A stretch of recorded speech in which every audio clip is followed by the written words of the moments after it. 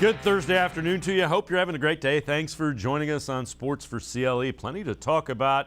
Cavs getting ready for a big game against the Toronto Raptors, kind of playoff type atmosphere for the Cavs. They try to hang on to that sixth spot, maybe move up to the fifth, avoid the play-in tournament, which starts 7 to 10. And plenty of news for the Browns. That's where we begin. Deshaun Watson in Berea, and word is, according to league sources tweeted out by Mary Kay Cabot, that Deshaun Watson has passed his physical today with the Cleveland Browns. So that is good news. He is in Berea, kind of getting to know the coaching staff and the like out in Berea. Let's welcome in Scott Petrak, Browns beat reporter for the Elyria Chronicle-Telegram, as well as on brownzone.com on the internet. And Scott, certainly not a surprise, but it is good that Deshaun Watson is in Cleveland and kind of getting the process rolling with the Browns. Yeah, it was delayed because he had to sit for depositions in the civil lawsuits on Tuesday and Wednesday in Houston, so he couldn't get up here until last night.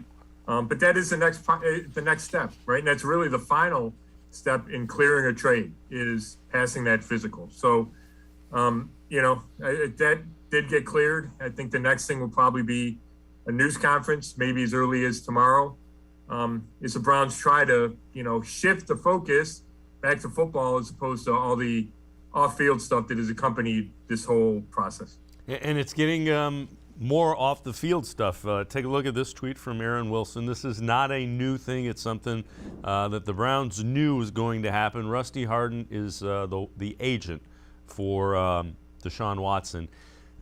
There is a different county that has the grand jury convened, listening to testimony today from the accusing side of things to see if there will in fact be a criminal charge against Deshaun Watson. Again, it is a different county. It is an old account, so they knew it was coming. Browns knew it was coming. Watson knew it was coming. They say nothing to worry about, that Watson will be the Browns quarterback, according to his agent. Well, yeah, according to his lawyer. Yes, the Browns were aware that another grand jury was possible or even was coming, right? But they don't know what the result's going to be. I mean, there's a chance that Deshaun Watson gets indicted by the county in Texas today or tomorrow. And that changes some things, right? It changes the perspective or the perception. I think it changes maybe what the league would do from a suspension standpoint. So I get why his lawyer would say that and say that, it's old. And it is it's not part of the civil suit, but it's from one of the women in the civil suit. So it's, in that regard, it's not a new allegation, but this is a new grand jury who could decide differently than the Harris County one a week ago. Yeah, 2 weeks ago. Absolutely. They're going to hear some of the same things, and they have to decide on their own, is it worth moving forward? Was there anything that could be criminally tried? And again, that's kind of why you got to let things play out with Deshaun Watson. All right, we're going to head to the voicemail of Truth and Reason, and this is obviously going to be about the Deshaun Watson situation. Hi, first-time caller. First, I want to say, love the show. Secondly, I'd like to say go Browns. But my question is, for the last 2.5 years, we've heard how much of a stand-up guy Andrew Berry and Kevin Stefanski are. Now, my question is, both Kevin Stefanski and Andrew Berry went with Jimmy Haslam to meet with Deshaun Watson. Should it be an issue with the fan base that we haven't heard anything from either one of those guys, because they signed off on it with their reputation as well? Just a thought. I mean, everybody's talking bad about Jimmy and how he made the deal, but Kevin and Andrew were there too. So thank you. Go Browns. And Scott, I would we were talking about this. You have to first he has to pass the physical. You probably want to see what's going to happen with the other grand jury, maybe not. That could change things. There's just so many variables that if they say something before all the facts come in, they may be, retreating and saying something 180 degrees different 2 days later.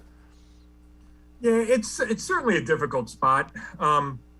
usually if you make a big trade that you're super proud of, it doesn't take a week to get everybody in front of a camera and in front of microphones to talk about it.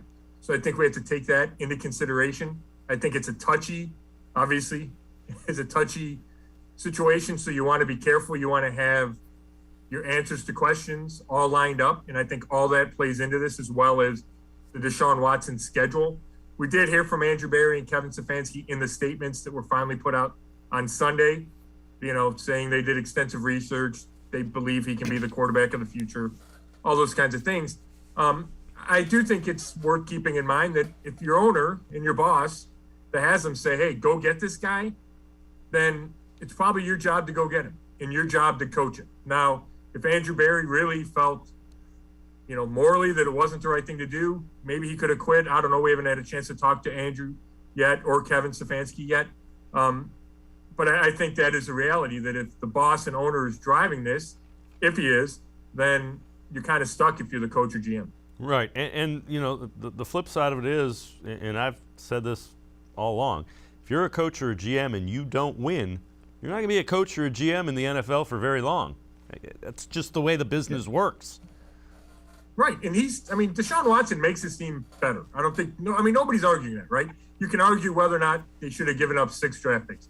You can certainly argue whether or not you want that type, a guy like that with the baggage that he's bringing, and baggage doesn't even seem like the right word, but with all the allegations and accusations that are really serious, you can make that argument. And do you want this guy to be the face of your franchise? But from a football perspective, it makes sense. Yeah, and he's, from a football perspective, really good player. Along those lines, Cleveland Sports Awards last night, Greg Newsome was asked about it. He's excited to see what Deshaun Watson can bring to this team on the field. Excited, ready to get to work with him. We obviously finished 8-9 last year, and we're trying to, get back to the playoffs and make this city proud. So did it come as a surprise to you that it happened? Yeah, for sure. Definitely came as a surprise. As soon as, you've seen that he kind of declined us at first, we kind of thought that it was over. So definitely was a surprise. Yeah, super excited to meet him. Don't really know him too well. Obviously, we don't have any ties with anything, but definitely super excited to meet him for sure. Good deal. See a guy that you've admired from far. Obviously an elite quarterback and somebody that we've all kind of kept an eye on the last couple of years. Yeah, I love his game. He's a great quarterback, so definitely, looking forward to meeting him. And Scott, when you talk about it, Deshaun Watson, you can argue, is he a fourth or fifth? He is a guy that makes guys around him better. That's kind of what he's been when he's been on the field. There's no doubt. And, Greg's in a tough spot there.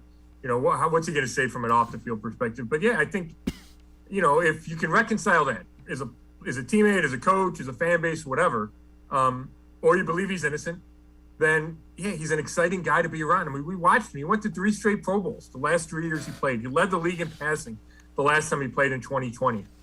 I do think he makes guys around him better. He's a dual threat. There's a ton to like from that perspective. So if you're Greg Newsome or whoever else it is, it would make sense to be excited about the chance that your team is now considered in the Super Bowl contention with all those other AFC teams with big-time quarterbacks.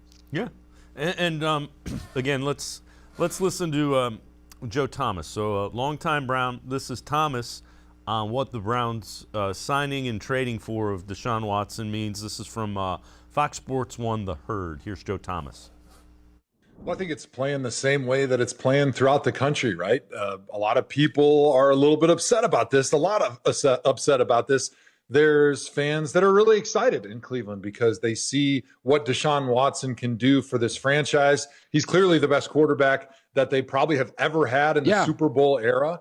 And he gives them an opportunity as legitimate Super Bowl contenders. He's a guy that's a tier 1 quarterback that is just entering the prime of his life. But you can't talk about who Deshaun Watson is on the field without talking about those 22 sexual misconduct allegations that he's continuing to face. And so as fans, we're conflicted, right? We want to be behind our team. We cheer for the orange helmet and typically all the players that are playing under that orange helmet. But when you have a person that has this off-field issue, which is huge that he's dealing with, you're conflicted. It's not like you're having that victory parade that you usually have when you get a player of Deshaun Watson's caliber.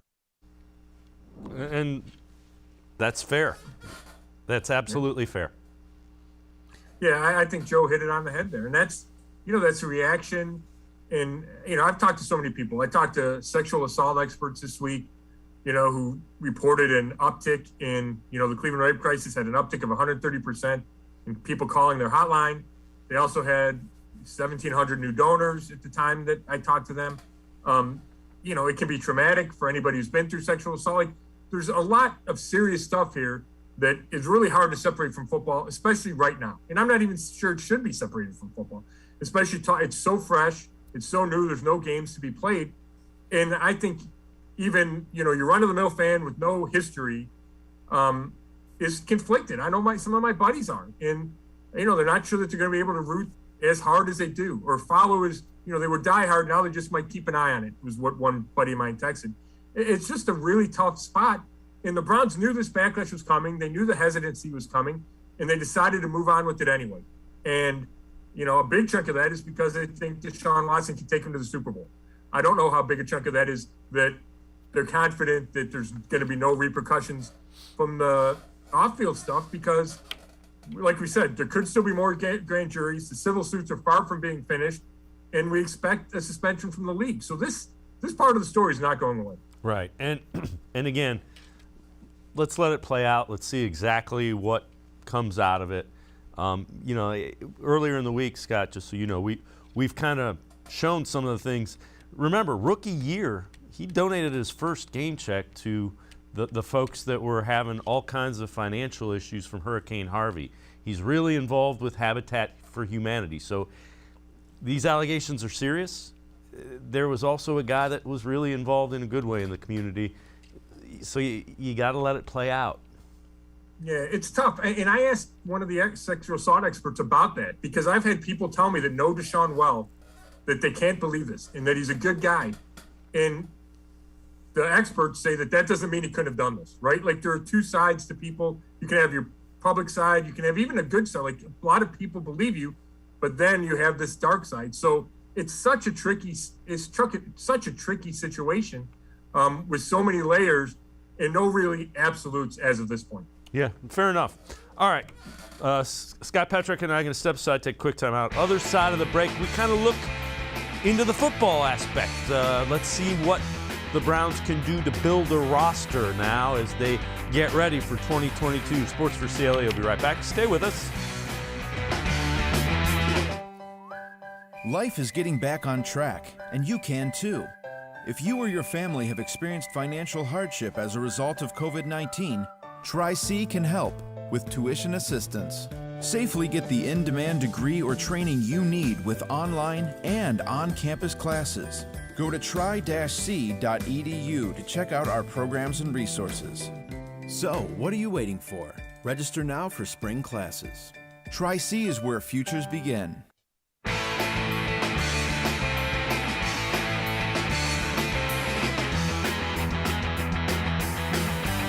We continue talking Browns. Time to head back to the voicemail of Truth and Reason. This one about a specific position group for the Browns. Hey there. Would sure like to see Andrew Berry upgrade our wide receiver group even more so that it puts the fear into defenses much like the Bengals wide receiver room does. And also help Deshaun Watson along with complementing the running game. Now that we have Amari Cooper and DPJ, what name out there would make sense to add to our offense in order to match that Bengal core of receivers, such as Jamar Chase, T. Higgins, and Tyler Boyd? You guys are the best. Thank you. Appreciate all the voicemails. Scott, I'll turn it over to you. That Bengals wide receiving core is probably best in the league. What names do you think make sense for the Browns? Yeah, I think it's probably a little wishful thinking to think the Browns will match that threesome no matter what they do. Will Fuller is out there. Has a history with Deshaun Watson, obviously with the Texans. I think he's intriguing with that speed that he brings. Emmanuel Sanders, T.Y. Hilton are still on the market. Jarvis Landry, the door has not been closed on a possible return from Jarvis, even though, they couldn't rework the contract and they cut him. I was told there's a possibility that he could come back. And then you look at the draft at number 44, there's going to be some intriguing prospects at 44. And even deeper into the draft, I was on a conference call with Mel Kiper Jr. from ESPN yesterday, and he said you can get good receivers in the 4th and 5th rounds. So I think they'll sign another guy in free agency and then address it relatively high in the draft. And that's to fill in. But, Jarvis might be the best guy out there right now from a free agent perspective. And then you'd have Cooper, Jarvis Landry, Don Peoples-Jones, Anthony Schwartz, Jakeem Grant, who gives you that change of pace, a smaller guy, but is really fast and quick. And then whoever the rookie you drafted would be. And I think you could do a lot of things with that group as a whole. Yeah, and I'm not taking a shot at Baker Mayfield with this, but the quarterback will upgrade the wide receiver position. So, there's two ways to upgrade the passing game. You either go crazy and upgrade the wide receivers around the quarterback, or you upgrade the quarterback play, and that helps the wide receivers. They're married together, so Deshaun Watson should help that. All right, this one, you and I talked about this a little bit pre-show.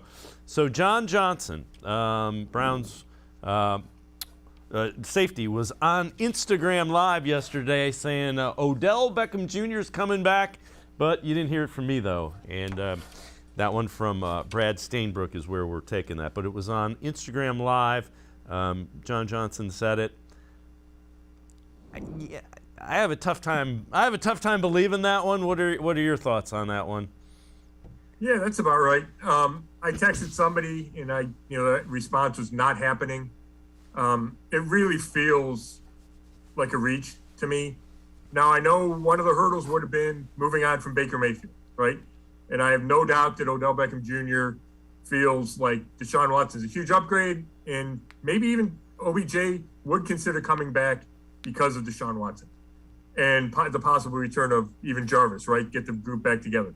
Having said that, I can't see Andrew Berry saying, let's bring a guy back who requested a trade multiple times, who quit on the team at midseason a year ago and forced the Browns to cut him after the trade deadline, right? Whose dad put out that video about Baker that really was the tipping point for all of that.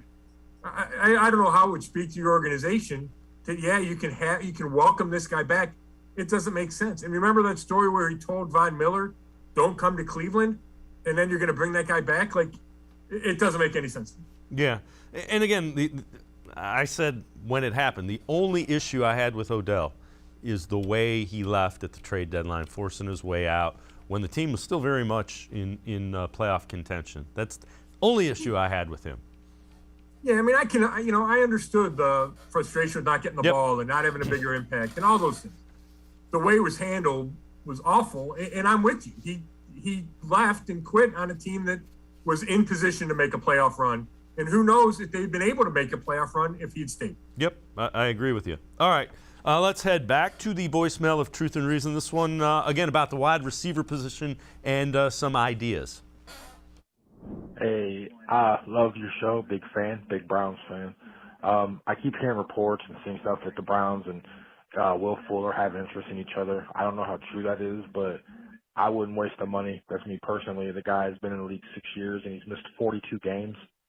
Played 55 games in 6 years. Like, that's an average of 7-8 games a year that he's missing. Isn't that what Anthony Schwartz is supposed to be? The guy who takes the top off the defense for us. So he's giving him a second year, give him a shot. He had a little shine last year when he got to play. He made a few rookie mistakes, but hey, I thought that's what they brought him in for. So why waste your money on a guy who's only going to play half a season for you every year? But what do you guys think? Go Browns. Appreciate all of the voicemail, Scott. The injury history is concern, but Fuller is a guy who had some of his best years with Deshaun Watson. You had alluded to that earlier. And Anthony Schwartz, he's intriguing because he's fast, but he was hurt a lot of last year. Yeah, I think the caller makes some good points. I think it would be a low risk, high reward move if you went after Will Fuller. I don't think you count on him to be your number 2 guy, right? Maybe you could grow into that.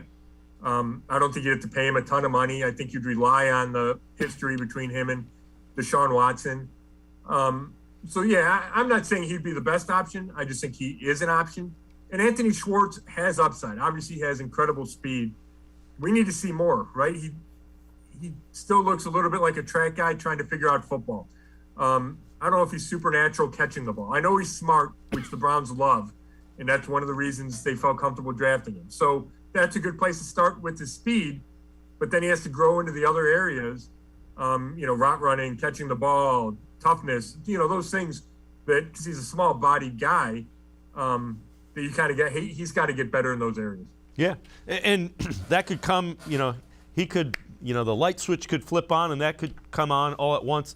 The one thing I would say about Fuller, it would give some comfort, a level of comfortability to Deshaun Watson, which you're trying to do in a new situation, in a new offense with a new quarterback. You wrote an article about how different this offense is going to be. Take us through that. That was just like a mailbag question. What do you think in terms of that?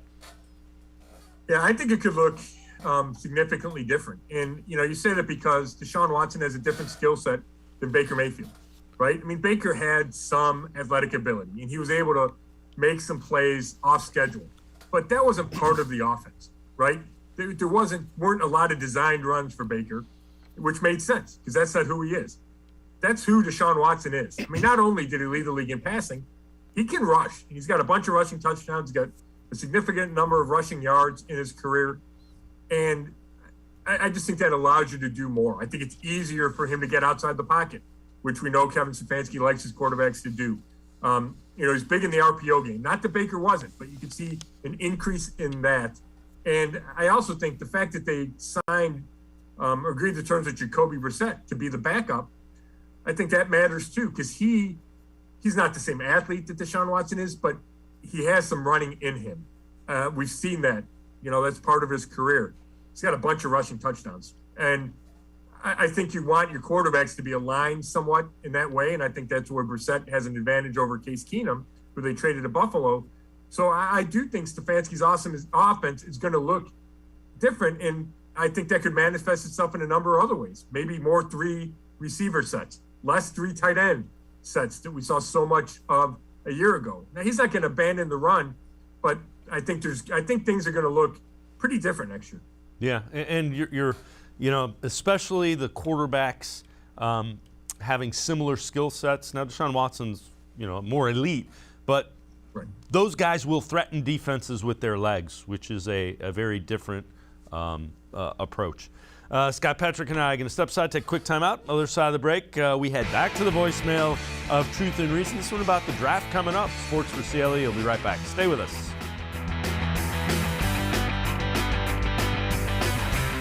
The Ohio Lottery Partners in Education program recognizes role model students and teachers from across Ohio. Nominations can now be done completely online. To nominate a deserving teacher or student, go to ohiolottery.com. In the About section, find Partners in Education. There you will find links to the nomination forms. Students, kindergarten through 12th grade, can be academic all-stars. Teachers can be honored as a Teacher of the Month. The Ohio Lottery Partners in Education, where stars shine.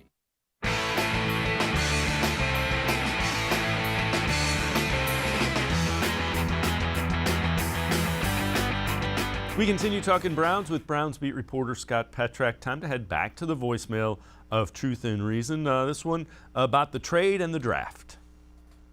Hey, I just have a quick question. Just hear your guys' opinion maybe. So, everybody's saying, wow, the Browns gave up the house, gave away a lot to get him. But at the end of the day, if we're winning games and we're drafting at the end of the draft, do them first round picks really matter? I mean, yeah, you're going to get a player. But, Andrew Berry, he works magic in the second round, too. Greedy Williams, Grant Delta, Jeremiah Wushu-Komoa, so he does magic in the second round. So, to me, I feel like if we're winning, then them first-round picks really, it's not a big deal because, we're winning and we're going to get a good player in the second round just the same. So, I feel like them picks, he did a really good job with that trade to get the picks right and just to get the right player. So, I'm not too worried about giving up them first-round picks. What do you guys think? Go Browns. All right, appreciate all the voicemails. Scott, if you don't have a franchise quarterback or a guy that you think is a franchise quarterback, you're always trying to get that guy. And the picks are a lot to give up, but the point is if you have a franchise quarterback, you don't have to worry about picking high in the draft. No, that's exactly right. And if you want to I know people aren't thrilled with giving up that many picks, right? The people that love the draft, and I get that. And there's part of it says, how could you give $230 million guaranteed to anybody, let alone a guy with the off-field concerns of Deshaun Watson? I get that too. I understand that thought. But if you have an elite quarterback and Deshaun Watson can stay on the field for you, then it's worth the draft picks you give away. It's worth the money you have to pay him to have that guy, because he gives you a chance to go deep into the playoffs every year. And we see that with guys like Patrick Mahomes and Tom Brady and Aaron Rodgers. And Deshaun Watson's not at that level yet. But, when he played in 2020, I thought he was a no-brainer top 5 quarterback. So that's why you do that. You're 100% right. If you're picking at the end of rounds, it is less important. Now, that doesn't mean first-round picks don't matter. They do, and I'm sure in a perfect world, Andrew Berry would have as many of them as possible. But it's not as important when you have that quarterback. Now, it does put more importance on what you do with the rest of the draft, right? You need to hit on those second-rounders that are borderline starters, right? They might need to turn into starters for you, especially when your quarterback's taking up so much of the salary cap. You got to hit on some of those third, fourth, and fifth round guys have to become, at worst, rotational players. So the picks will still be important, but not having a first rounder the next 3 years shouldn't kill the Browns as long as Watson plays like they think he will. Yeah. And, Barry has been good in later rounds. Heck, remember, Nick Chubb was a third-round pick. Wasn't Andrew Berry's third-round pick, but they got, second-round pick. Nick Chubb was a second-round pick. Just remember that. So you can get good players in the second round. That's exactly right. All right, let's listen into what Mike Singletary thinks of the Browns' offseason so far. Oh, Cleveland definitely won. There's no doubt in my mind. I think Desean going to Cleveland is that's huge, and I think that's one of the things that can possibly take them to the next level. Yeah, with the roster that they have now, and clearly they have a lot of talented players. Bad quarterback play last year, and they still end up having a decent year. With Deshaun Watson, assuming he plays this upcoming season, what can they accomplish with that roster? Well, I just think the first thing is hopefully the chemistry is there. Yeah. I thought I really liked the quarterback they had before he left, and of course the injuries that he had. But I think Deshaun is going to do a great job, and I know he's going to be hungry, and hopefully the chemistry comes early, and they're able to get on fire, catch fire early on. Scott, that's a real interesting point. 11 guys on each side of the football. Chemistry is every bit as important as talent. Now, talent makes chemistry a little easier. Yeah, I think the Browns would make that argument, right? Because at the end of last season, remember the exit interviews, a lot of guys were talking about chemistry and camaraderie. And Andrew Berry and Kevin Stefanski almost dismissed it as if when you lose, that's what people point to, right? And it's an easy thing to say, oh, we didn't have enough chemistry. Where if you win, the chemistry always tends to be better. Now, that's not a hard and fast rule, but I do think the Browns believe that if you win and you have a good locker room guys, that the chemistry will take care of itself. It's interesting, you talk about where the Browns rank, and if this league is all about the quarterbacks, which it is, then you look at the Browns and Deshaun Watson. You look at Denver and Russell Wilson and talk about, okay, these teams now seem positioned to take that next step. And I don't know if there's a whole lot of other teams in the league you can say that about, right? I mean, Tampa brings back Tom Brady, but he was there last year. Same thing with Green Bay and Aaron Rodgers, where the Browns and the Broncos went and got themselves a big-time quarterback. Yeah, so it will be interesting to see the AFC. We said it was tough last year. It's even tougher now because you just added two more elite quarterbacks to the mix. And the young guys are getting better, right? Herbert and Burrow and yeah, and Mahomes. Now you took Hill away from Mahomes, so that'll be interesting to see. All right, let's head back to the voicemail of Truth and Reason. This one about play calling and the Browns. You're going to have to put up 35 and 40 points some games. And we all know Cleveland couldn't score 14 last year while the defense was playing their rear ends off.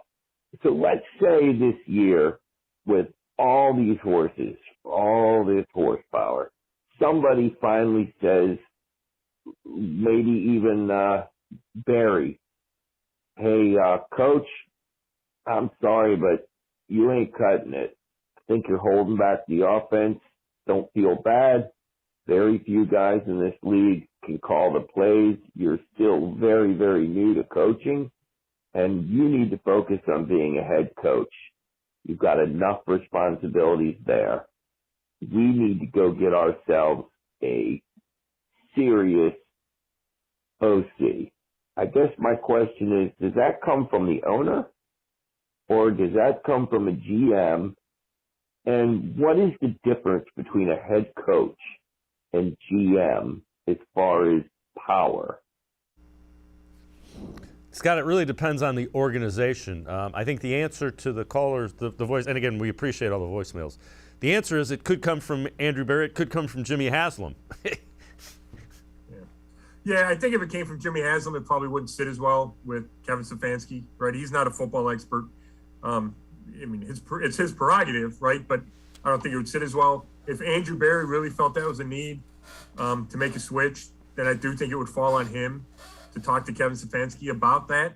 But every time we bring it up with Andrew Barry, he talks about that being a strength of Kevin Stefanski and one of the reasons they hired him. So it would be a pretty significant organizational shift to go get somebody else to be the play caller. I could see if there were struggles, you turn it over to Alex Van Pelt maybe for, a game or two or the rest of the season.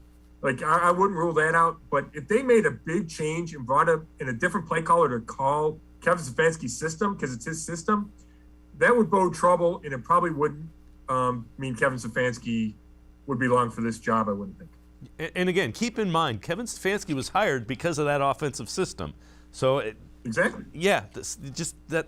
So anytime you look at that, that's why he's the head coach. That's why he was a top head coaching candidate, is because of that offensive system. All right, before we go to break, one more voicemail. Let's head back to the voicemail of Truth and Reason. This one about Baker Mayfield. So Baker wasn't going to report to anything this year and sit out the season. Let him do that, right? He won't get paid. Will that save any money against the salary cap, though? Thank you for taking my call. And, Scott, I'll let you go with that one. So if he sits out. If he sits out, I do think you would save that money on the salary cap. But I just don't think the Browns want to deal with that on a daily or weekly basis. I think Baker wants to go play somewhere else. I know what there's Mayor Kay wrote it, and I'm sure someone told her that. But I think there's something different to saying that in March that I would have sat out than actually not showing up for training camp and not showing up for games. That's another leap, right? You can say that when you expect to be traded. So, I think something gets done. I think the Browns want to trade him. He wants to be traded. I don't think it does any good to keep him here. I don't like the fact that, him as your backup. I don't think the Browns want him around, period. So I get the caller's point, but I don't think it's going to come to that. I think they're going to be able to trade him. Now, they might not get back what they want, and they might have to eat some of his salary, but I think he'll be traded. Scott Patrick and I are going to step aside, take one more timeout, other side of the break. We head back to the voicemail of Truth and Reason. We'll hear more about Andrew Barry, what the caller's thoughts are on that, plus some free agent fits for the Browns. Sports4CLE will be right back. Stay with us. When it comes to selling you a mattress, most retailers are handing you a line, a long line of extra steps that drive up costs and create confusion. At the Original Mattress Factory, we simplify the mattress shopping experience by building mattresses and box springs in our own local factories and selling them direct to you. It's short, sweet, and simply makes sense. So experience more than just a mattress store. Experience an original, the Original Mattress Factory.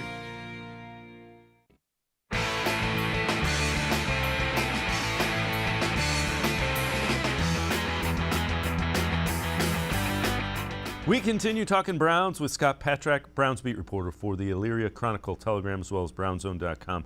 Time to head back to the voicemail of Truth and Reason. This about the moves that Andrew Barry has made so far this offseason.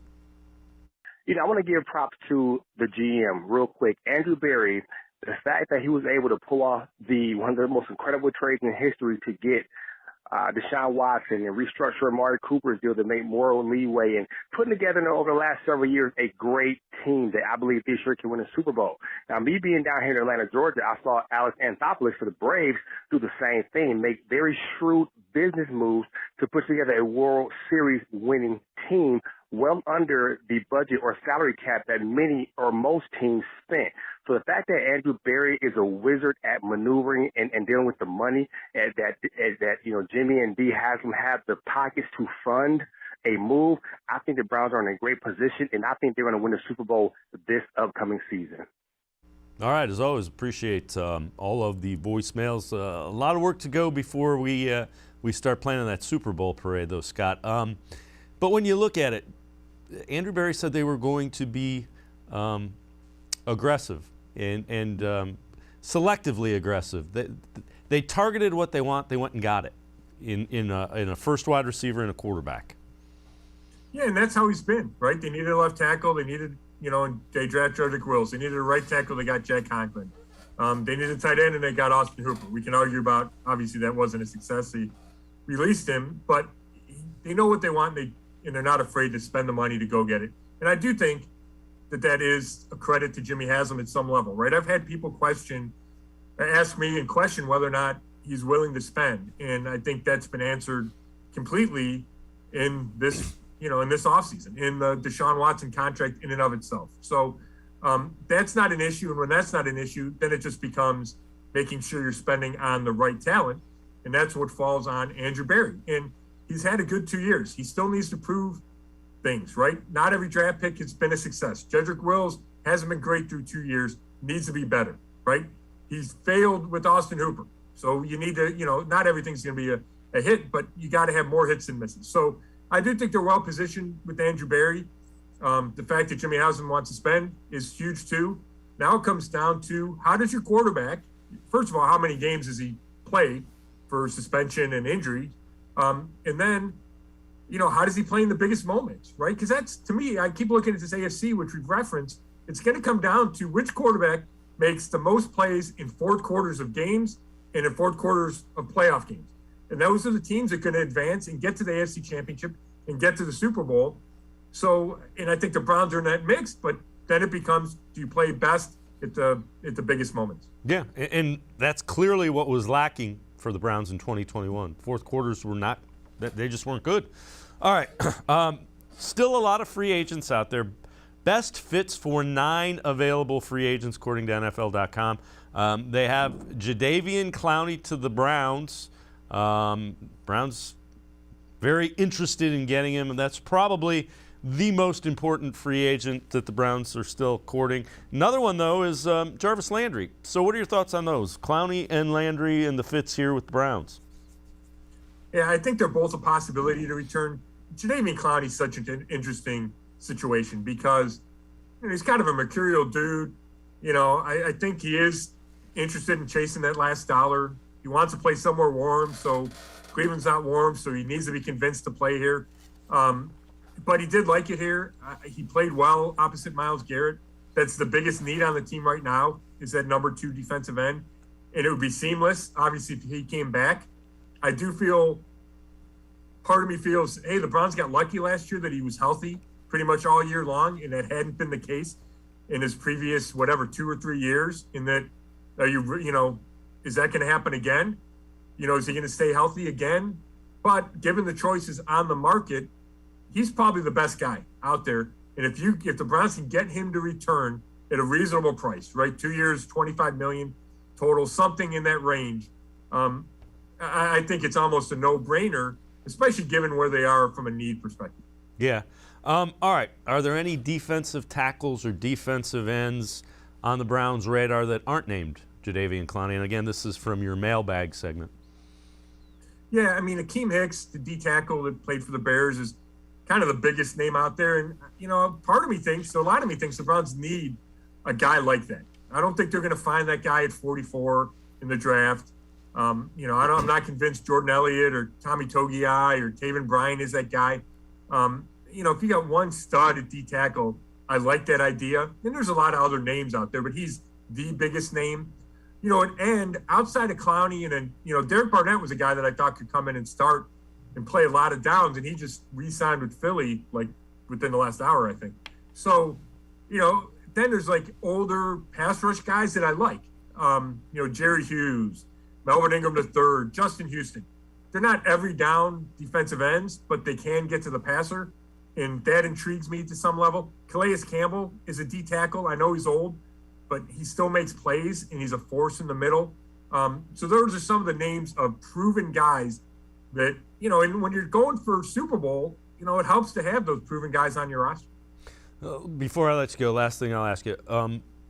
They're going to have to address defensive line in the second, third, fourth round as well, along with wide receiver. They got to do wide receiver and defensive line early. Do you agree or disagree? No, I completely agree, but I also think, you know, the caller talked about not having a first rounder. I think that puts more pressure on free agency, right? I don't think you can enter the draft saying you need a starting defensive end, maybe 2 starting D tackles, and a number 2 or 3 receiver. That's a lot to ask from your second and third round picks. So that's why I think they need to shore up at least one of those, maybe 2 of those spots, if not all 3 of them, in the second stage of free agency. Fair enough. Scott Petrak, as always, Scott, appreciate the time and the insight. Thanks so much. Thanks, Dave. All right, Scott Petrak, make sure you read him. Browns beat reporter, Elyria Chronicle Telegram. On the internet, you can find him on brownzone.com.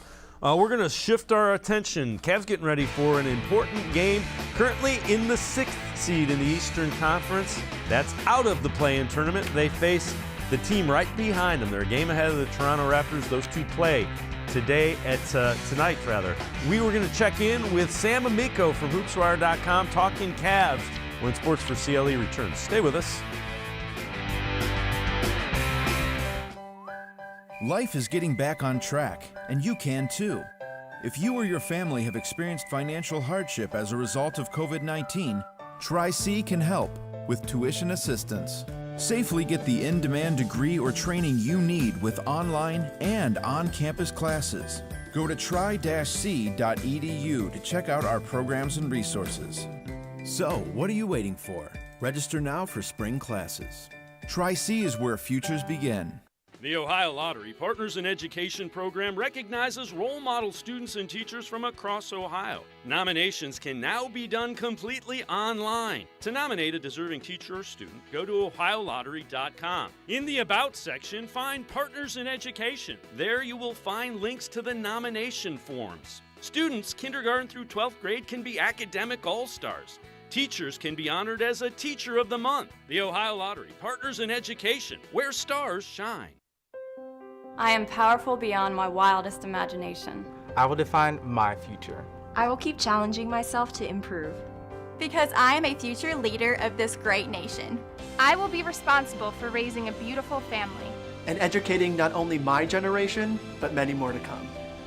I will make a difference in my community. And I will stand up for what I believe in. I will not settle for simply chasing my dreams, I will achieve them. Because I was given a chance. An opportunity. A home. At Family, Career, and Community Leaders of America. The ultimate leadership experience. FCCLA has been one of the greatest experiences of my life. It's made me who I am today. Join us. We'll build a new future together.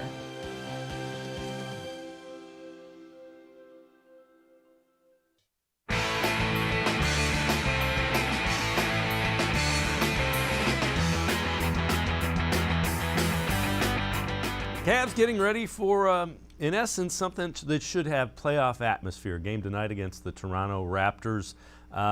Was not a great game against the Los Angeles Lakers. Cavs kind of let one get away.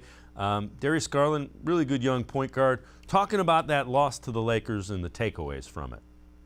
We get another shot at it Thursday. Come in with better detail, better plan overall. Just on a defensive scheme. Like Mark said, we got to be more physical. They got in our paint the entire game and got whatever they want, easy buckets, and got to get back in transition. And that was the game, I believe. So, yeah, just go to the next game, got the big one Thursday, and just handle business. Let's welcome in Sam Amico from hoopswire.com. And Sam, this is the reason that you play, to get to games like this. This should have a playoff atmosphere for the Cavs. Well, you'd certainly think so, simply because of, the records with the Cavs being a game ahead of the Raptors in the standings, really only behind a game behind the Chicago Bulls, too. So there's a lot of playoff positioning and jostling going on right now. You don't want to put too much into this because you're still going to have some games to play afterwards. But at the same time, if you can win this game and you're the Cavaliers, then you give yourself a 2-game lead over the Raptors for the 6th spot, as well as a tiebreaker. So that kind of gives you a 3-game lead, and that has you feeling really good. It'd be a nice statement win for a Cavs team that, wants to avoid the play-in tournament. And the way to do that is to make every game starting now kind of the play-in tournament. And again, let's see. We keep talking about lessons learned. This is one of the first times where you can kind of put those lessons to work. This is the game. If you're the Cavs and somebody would have told you at the beginning of the year, 10 games left in this season, you're going to be in the 6th spot and you're going to have to fight your way to stay there, you'd have taken it, wouldn't you have? Yeah, I think at the beginning of the season, they probably would have taken the play-in tournament, and hopefully that's not where they're going to end up in the play-in tournament, because now they've kind of gotten the expectations and the hopes a little bit higher. So, you want to kind of keep riding this wave, but that's a good perspective, Dave, in that you'd have to remember at the beginning of the year, this is a team that most people thought might win 30 games. Well, here they are now, playing for, really, they could probably get as high as 5th. I don't think they'd go any higher than 5th, but, depending on what Chicago does and depending on what Toronto does, really doesn't matter if you're the Cavs. If you take care of business, and oh, by the way, your next 2 games are against Toronto and Chicago. So, these are games that have a playoff atmosphere, and it's been mostly an up season. Yeah, you want to say up and down. It's been mostly up for the Cavs. So you just want to keep riding this to the most important part of the year with just a few games to go, a handful, it feels like. All right, a little bit of perspective. So let's take a look. This is from Kirk Goldsberry. And what this shows you is better or worse this year from last year. All the way over on that right-hand side, the little C, the Cavs. The Cavs and the Timberwolves have shown the greatest percentage of improvement from last year to this year. What makes that even more impressive, Sam, is this team is the youngest team in the NBA. And, we keep talking about the future, but you want these guys to kind of get the taste of, okay, this is kind of what it takes to win at this time of year. And it kind of starts now. And you mentioned Raptors, Bulls. So that's kind of got to be the message from J.B. Bickerstaff, don't you think? Absolutely. This is the time of year when, I remember years ago, Kevin McHale, when he was a coach, said, all that matters is what you do in April and May.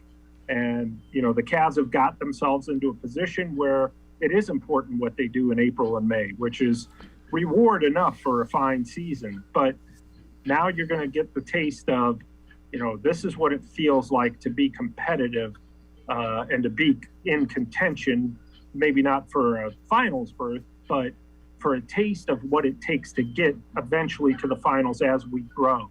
So that's a big deal for them in terms of just getting that experience. That's invaluable. You normally take that natural progression, right? You gotta get to the playoffs. Then the next year, you got to get to the second round. Then you get to the third round. Then you get to the finals. Then you win a championship. Now, it doesn't always work out that way. Sometimes you can speed up the process. And by playing in games like this, you can potentially speed up the process. And maybe not so much winning these games, but getting a taste of them. And then eventually, you want to take care of business at home the rest of the season and eventually get into the playoffs and experience a full series, which is invaluable for a young team. When you look at some of the things that you want to see, what would you give me a couple of things that you want to see from the Cavs these next 2 games that maybe we haven't seen as much of the previous couple where they've struggled? You saw them against the Lakers. The defense was not as good. Now, granted, Jarrett Allen wasn't there. That's a big difference when it comes to protecting the basket, making opposing guards think twice about driving to the basket. It really impacts everything. Even though he plays underneath the hoop, it impacts their defense on the perimeter.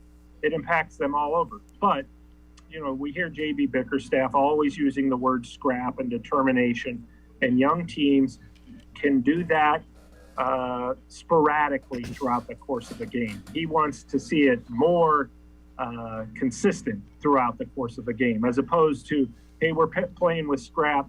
Out of the 48 minutes in the game, we're playing determined basketball, really defensively and really getting after it for 24 of them. Okay, you want to start getting your guys closer to the 36-minute mark of really defending and giving all they have on every position. Ideally, you would want to do that for 48 minutes, but nobody ever does that for 48 minutes, and you can't really do it. But ideally, get more of that determination and that more on the defensive end, because offensively they're fine. And as J.B. Bickerstaff has said, when you're doing the job defensively, it's easy to get baskets at the other end. You're just playing with more energy and more ball movement. They don't have any problems there. It's really been the defensive determination. They just need more of it throughout the course of the game. And really in every other area, they're doing okay.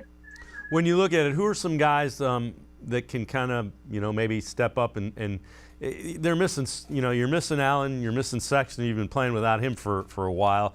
They're supposed to get Allen back in a couple of weeks. Who are some guys in the interim that, if they step up, Cavs will be that much further ahead? The usual bunch, Kevin Love, Cedi Osman, Lamar Stevens and Isaac Okoro, who have both had very nice games and very nice stretches this season. If you get those two guys, now granted, they're not big men, so to speak, but they can play big and they can score underneath, and they can, Okoro can really defend. Stevens too, he really gets after it, plays with a lot of energy. They call those kind of guys garbage men, but they mean that in a very reverent sense. He makes a lot of the plays and a lot of the hustle plays that makes him a valuable player, Lamar Stevens. So if you think those two guys can at least one of the two, and I also think more than anything, you need to get Caris LeVert comfortable and going. Still obviously coming back slowly from that ankle injury. He had some really nice plays against the Nuggets on Friday last week. So if they can get those three guys, and then you keep Kevin Love clicking, and Cedi can contribute here and there, I think they're going to be just fine. But yeah, you always, when you're in this situation as the Cavs are, without a super duper star like a Kevin Durant or a LeBron James, you got to find contributions not just from your stars like Darius Garland and Evan Mobley and Markkanen.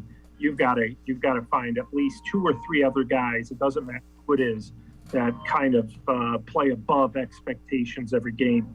And if you do that, you're going to keep this good thing going. Yeah, and I'm with you. If Caris LeVert can start to feel a little bit more comfortable, that's a guy that can get you 16, 18, 20, 24 pretty quickly. Sam Amico and I are going to step aside, take a quick time out. Other side of the break, we'll take a look at that Cavs defensive rating and some of the things. Plus, Darius Garland just keeps playing well. We'll take a look at those two when Sports4CLE returns. Stay with us. Life is getting back on track, and you can too. If you or your family have experienced financial hardship as a result of COVID-19, Tri-C can help with tuition assistance. Safely get the in-demand degree or training you need with online and on-campus classes. Go to tri-c.edu to check out our programs and resources. So, what are you waiting for? Register now for spring classes. Tri-C is where futures begin. When it comes to selling you a mattress, most retailers are handing you a long line of extra steps that drive up costs and create confusion. At the Original Mattress Factory, we simplify the mattress shopping experience by building mattresses and box springs in our own local factories and selling them direct to you. It's short, sweet, and simply makes sense. So experience more than just a mattress store. Experience an original, the Original Mattress Factory. The Ohio Lottery Partners in Education program recognizes role model students and teachers from across Ohio. Nominations can now be done completely online. To nominate a deserving teacher or student, go to ohiolottery.com. In the About section, find Partners in Education. There you will find links to the nomination forms. Students kindergarten through 12th grade can be academic all-stars. Teachers can be honored as a Teacher of the Month. The Ohio Lottery Partners in Education, where stars shine.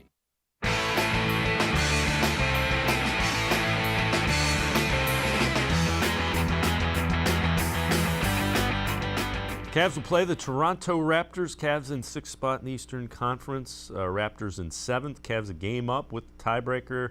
Could go 3 up in essence if they can defeat Toronto tonight. Talking with Sam Amico from hoopswire.com. Let's take a look at this tweet from Cavs Muse. And when you look at this, we talked about the defensive rating and how it's kind of suffered without Jarrett Allen. Sam, this kind of gives some texture to that. Rating before Jarrett Allen's 4th in the league. Since the injury, down to 20th in the league. That shows you just how important Jarrett Allen is to the Cavs defense and kind of what we were talking about last segment. That's that comes down to guys being able to, really for the Cavs missing Jarrett Allen's length. They have 3 7-footers, and that's a big difference. Now all of a sudden, you have 2 in Mobley, guys who are protecting the rim. Martin's not a great rim protector, but he does have that length where it's just like I said earlier, Dave. It impacts them more than just at the basket. It also impacts them on the perimeter, because if you're a guard defending on the perimeter, you can't really play up so close to your man. If he drives by you, you don't have Jarrett Allen back there kind of, waiting for the opposing guard at the basket. So it is a big difference, and it's really impacted them a lot in terms of being able to overcome that. You just have to be a little bit more intense when defending in the paint in terms of, you can't just have Mobley and Markkanen doing it. Everybody else, even the guards, has to get involved in doing a better job and keeping guys from shooting at the rim, as well as shooting mid-range jumpers and all that, and making sure a big deal for the Cavs really is kind of that third guy opponent on the rotation. That third guy needs to rotate. The Cavs seem to be fine when they're guarding the first guy, the guy with the ball, and then when the ball swings, they seem to be fine. It's when it swings again that it's really been impacting them. And it may not sound like a center would be able to help, but Jarrett Allen is obviously a huge help in that area and all areas. Eraser defensively that you have back there is Jarrett Allen. All right, let's take a look. Darius Garland, and in March, he has really turned it up. 26.4 points per game, 11 and a half assists. That is tops in the NBA. And you see the assist to turnovers in the last 3 games. Young guy is really putting it together when the Cavs need him. Yeah, this is generally the time of year when young guys start to fade a little bit. He just keeps getting better. And that's the good news for the Cavaliers in terms of, we have found our point guard for now and our point guard for the future. And his numbers have just been, we just saw them. I mean, they've been remarkable. And just the way he's running the team. He's not forcing anything. And that's something that young players can do quite a bit, especially when they've been having such a great season. Well, my teammates aren't getting it done, so I'm just going to stop moving the basketball and try to do it myself, try to get us this win myself. And that rarely works. And to Garland's credit, he has not done that. He has found a way. And this is how all the great ones really are. Guys who become great, they score, and they're a threat to score, and they're big-time scorers, yet sometimes you wouldn't even notice that they're doing it because they're playing team basketball. And that's really where he is. And that's, what a leap he has made just from his rookie year till now. really the only area. His offense is fine. If he stays like this, offensively for the rest of his career, he's going to be one of the Cavs' all-time greats. Just needs to improve defensively a little bit, and in the little things that come with experience, the little intangibles, 50-50 balls, all that stuff. But offensively, he's fantastic and really doesn't need to improve in that area.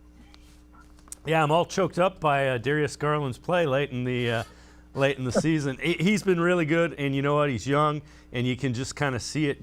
The light's coming on, and he's just getting better and better. Sam Amico, as always, buddy, appreciate the time and the insight. Thanks so much. Yeah, thanks for having me, and we will talk at you soon. Sounds good. Sam Amico, make sure you read him, hoopswire.com. Cavs news, all things NBA, again, it's hoopswire.com. That's going to do it for this edition of Sports for CLE. We'll see you back here tomorrow at 4 o'clock. Scheduled guests, Casey Kinnaman and Randy Gursey, both from Dog Pound Daily. Tomorrow at 4 o'clock, talking plenty of Browns. Have a great night, everybody. We'll see you tomorrow on Sports for CLE.